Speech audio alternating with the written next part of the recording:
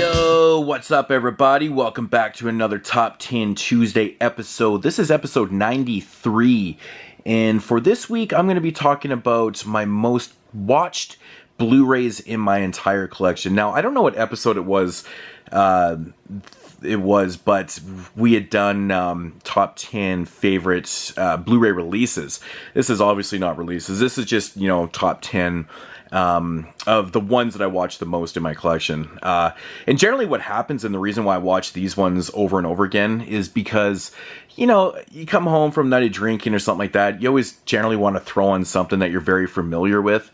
I don't like to watch a lot of movies I haven't seen when I've been drinking or I'm drunk or something, because that's just stupid. I have to rewatch them then. That's just not cool. So, but yeah, these are the type of films I like to throw on late night, whether I've been drinking or not. It's just, if I need a go-to film, it's just kind of like a comfort film. These are the ones I always like to throw on, and this just so happens to be the 10 that I throw on the most. So, without further ado, in at number 10, we have got Death Spa, Gorgon's release of Death Spa. This movie is just so much fun to watch. It's by any means, it's not a great film, but it's so much fun to watch. I love these, these supernatural type slasher films and things like that, but it's the setting, it's the music, it's just so 80s. It's just like the definition of 80s, man. Taking place, of course, in a spa, and there's lots of gym work, guys working out in gyms, and girls and tits, and clever kills, and it's awesome, man. It's got Ken Foree in it. It's just such a blast, man. If you've never seen Death Spa, check this one out, especially if you love 80s cheesy films. Death Spa is definitely one for you, but there's nothing better than throwing this on late night, all tired, and just kind of watching this. It, just makes your night come to an end way better. So, Death Spa, unrated from Gorgon. Check it out. Great release. In at number 9 is Synapse's release of Street Trash. This is one that I watch over and over and over again. I absolutely love this film. It's just such a blast to watch. It doesn't even really have much of a storyline, to be honest, but it's just the characters and the quirkiness of this film that just separates it from all other films from the 80s. It's very unique in its style and just execution and what's kind of going on. I just love the fact of, like, it deals with a lot of bums and things like that, but it's just such a blast to watch. It's got great colors. Blu-ray looks fantastic, but again, it's one of those ones I can just throw on and it makes me smile through the whole film, man. It's really good stuff.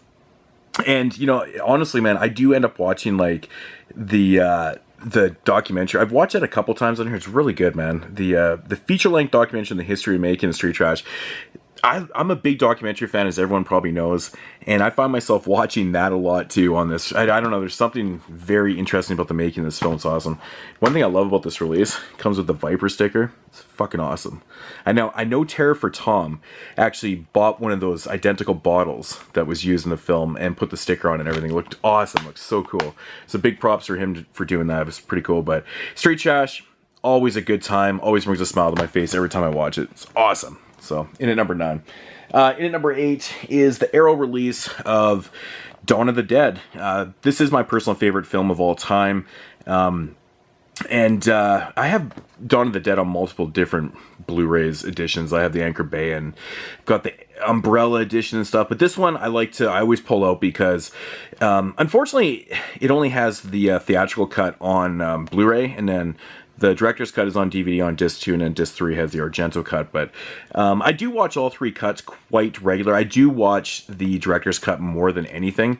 But I really enjoy the Argento cut. It seems like it's faster paced. It's really strange. But all cuts of Dawn of the Dead are fine with me. It doesn't matter. But I break out this edition a lot. And big ups to my man, Mrs. Snickers 21, Bill, for sending me this over out of the kindness of his heart, because he knew that I needed this, and yeah, he's the fucking man, because, yeah, I watched Dawn of the Dead a lot. And yeah, so that is number 8. In at number 7 is Grindhouse release of The Beyond. This is another film that I have way too many editions of. I mean, I have this on Blu-ray 3 times. I have the Arrow slip box and the steelbook of it. And I believe those transfers are different on those two Arrow Blu-rays. And then, of course, Grindhouse did their own transfer. And this one is the best looking transfer out of the three. In my opinion, I think this is the best looking transfer, but definitely the one I go to the most, and I watch the Beyond friggin' all the time. Like, it's like incredible how much I watch this film. But yeah, it just looks fantastic, and you know, yeah, got some features right there, and yeah, it's definitely one of those editions I go to. I never break out the Steelbook, I never break out the Arrow Slipbox when this one got released. It was definitely the edition for me. Just watch it so many times. The Beyond. In at number 7. In at number 6 is another Synapse release, and it is the Exterminator. Man, I've watched this Blu-ray so many times. It's ridiculous, man. I'm a big fan, as most people probably know, I'm a really big fan of revenge films. Whether they're just straight revenge or they're rape revenge. I just love the aspect of revenge. I think that's awesome. But this one is just one of my favorite ones. It's just so fucking grimy 80s New York. Everything about this film is just so much fun. I love the setup to this, like the whole beginning with the Nom and stuff like that, and just set in grimy New York. And then when he goes to town with the revenge, it's just, bar none, some of the funnest downright action and explosiveness ever. His weapon's just killer. But the Exterminator, this one is just, it's very, very mindless. It's so much fun. Of course, this is the director's cut, so it has that cutout gore that was cut out of, I don't know what release it was, but yeah, the Exterminator, if you like revenge films and you've never seen this before, pick up this Blu-ray.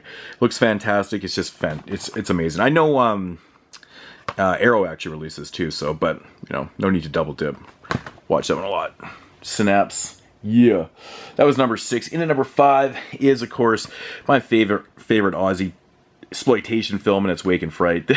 This one right here is one of those perfect late night films where every time I'm watching this film, even if I've had a bunch of beers and stuff, it makes me want to have more because there's so much excessive drinking in this film. It just always makes me want to have more beers, but I just love it because it feels hot and it's just so appropriate to watch in the summertime. But bar none, some of the best atmosphere, and it's one of the most bizarre films. Really, it just always sucks me into death watching this film. I could watch this over and over again. It's just so different. It's such a different film.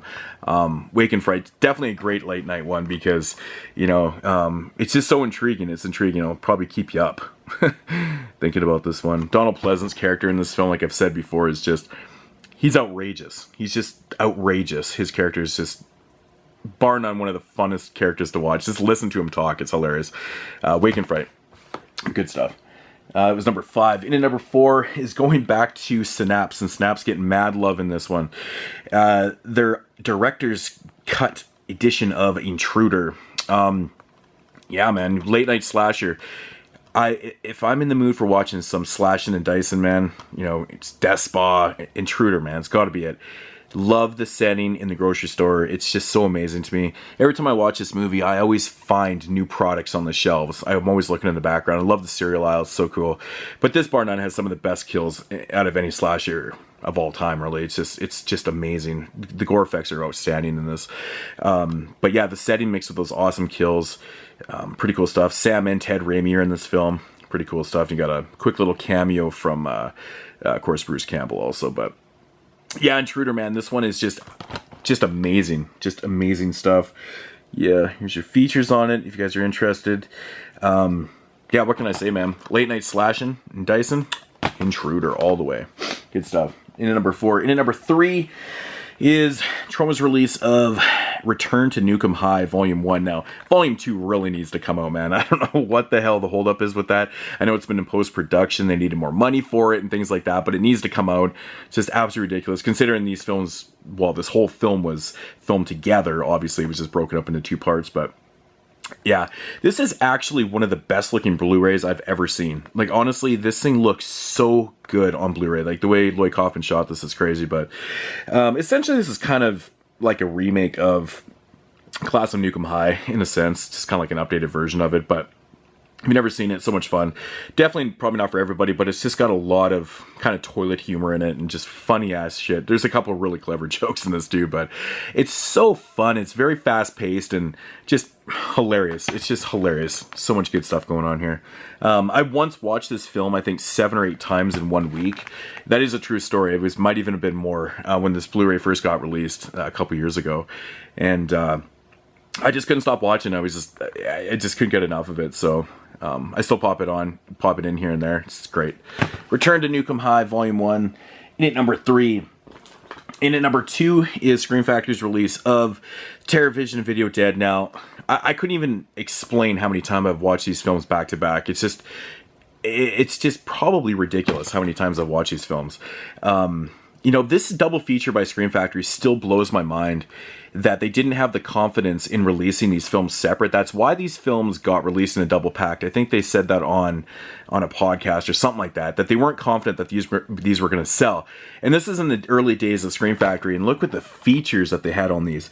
Now, there's more features on the specific films on here than some collector's editions have nowadays.